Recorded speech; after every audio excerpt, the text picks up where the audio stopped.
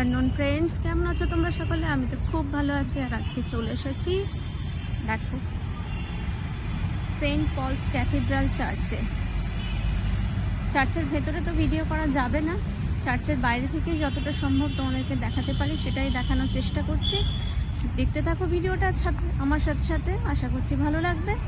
দেখা হচ্ছে একদম ভিডিও শেষে।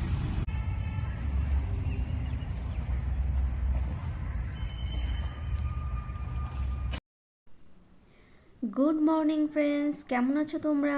আমি তো খুব ভালো আছি। আর আজকে আবার চলে এসেছি নতুন একটা ভিডিও নিয়ে। আশা করছি তোমাদের আমার ভিডিওগুলো ভালো লাগছে।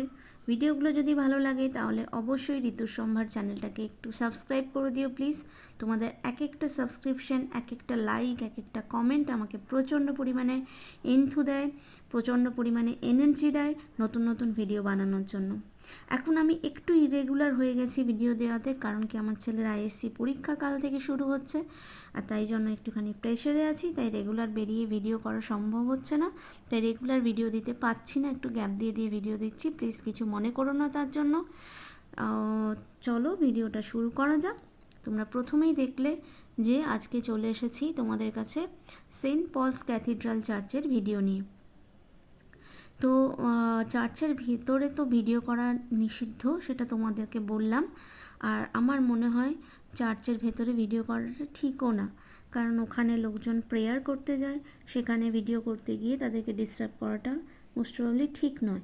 তাই জন্য চার্চের ভেতরে ভিডিও আমরা তোমাদেরকে দিতে পারছি না, কিন্তু বাইরে যা ভিডিওটা আমরা করতে পেরেছি সেটাই নিয়ে এসেছি। চার্চের বাইরে শীতকাল বলে তো ফুলের বাগানটা অসম্ভব ভালো ছিল। আর চারিদিকে এত সুন্দর গাছপালা, তার মধ্যে দিকে সূর্যের আলো ঢুকছিল, ভীষণ সুন্দর জায়গাটা, ভীষণ ভালো লাগছিল। আর তার থেকেও ভালো লাগছিল চার্চের স্ট্রাকচারটা দেখে, কারণ চার্চের স্ট্রাকচারটা দেখার মতো সুন্দর।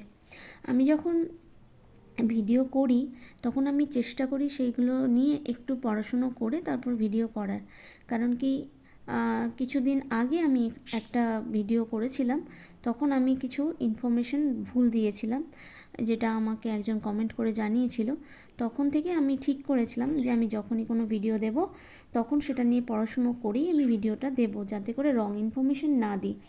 খুব অল্প ইনফরমেশন যতটুকু জানবো ততটুকুই দেব, কিন্তু ভুল যেন না দিই সেটা চেষ্টা করি এখন আমি।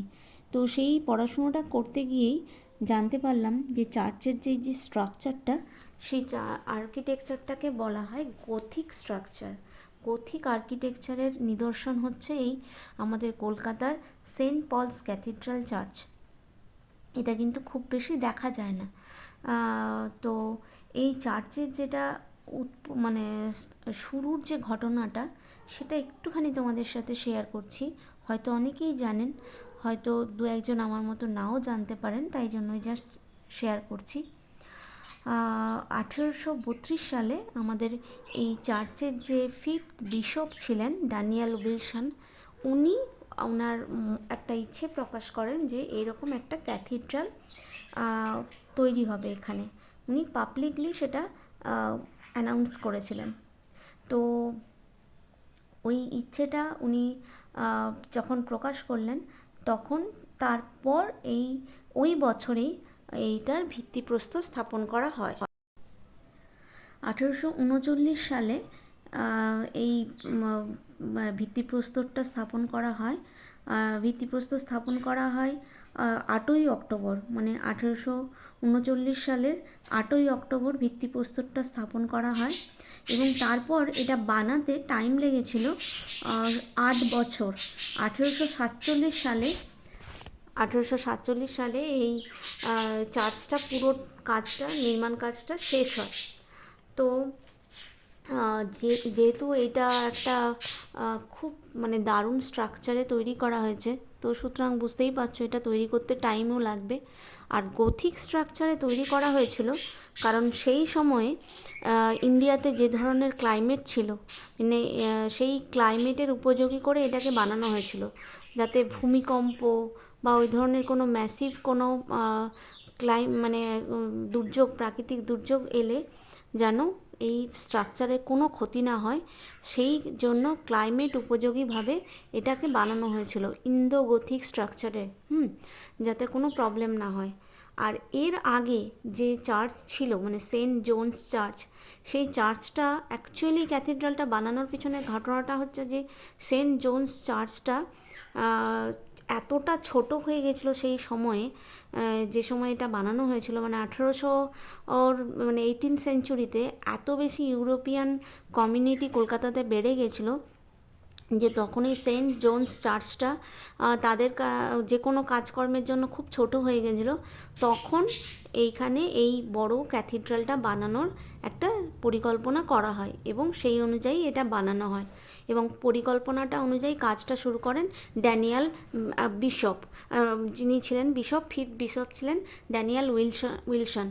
তো সেইভাবে এই চার্চটা তৈরি হয় এবং দেখো চার্চটার বয়স এখন অনেক হয়ে গেছে, 100 বছর, স্বাধীনতার সময়ই 100 বছর বয়স হয়ে গেছিলো এবং তারপরে আরও এতগুলো বছর আমরা কাটিয়ে দিলাম, কিন্তু চার্চের স্ট্রাকচারে কোথাও কোনো গণ্ডগোল নেই, একদম সুন্দর রয়েছে, মানে অভূতপূর্ব লাগে চার্চের স্ট্রাকচার দেখলে। এবং সবথেকে হ্যাটস অফ টু দেম যারা চার্চটাকে এত সুন্দর করে মেনটেন করেছে, এটা একটা বিশাল ব্যাপার। এবং এই চার্চটা মানে ক্যাথিড্রালটা ডেডিকেট করা হয়েছিল, dedicated to Paul the apostle, এই ওনাকে ডেডিকেট করা হয়েছিল।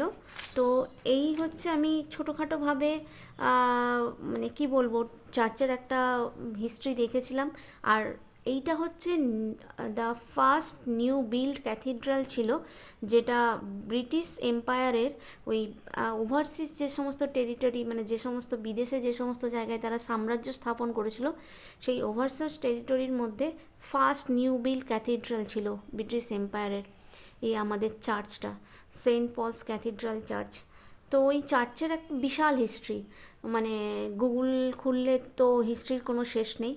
তো আমার মনে হলো যেটুকু মনে যে একটা একটা জিনিস একটা স্ট্রাকচার শেয়ার করছি, তার ছোট্ট একটু হিস্ট্রি যদি না দিই তাহলে জিনিসটা খুব একটা ভ্যালু থাকে না, ভ্যালুলেস হয়ে যায়। তাই আমি যতটুকু পারলাম তোমাদের সাথে শেয়ার করলাম। আশা করছি যে তোমাদের ভালো লাগবে আমার এই ভিডিওটা।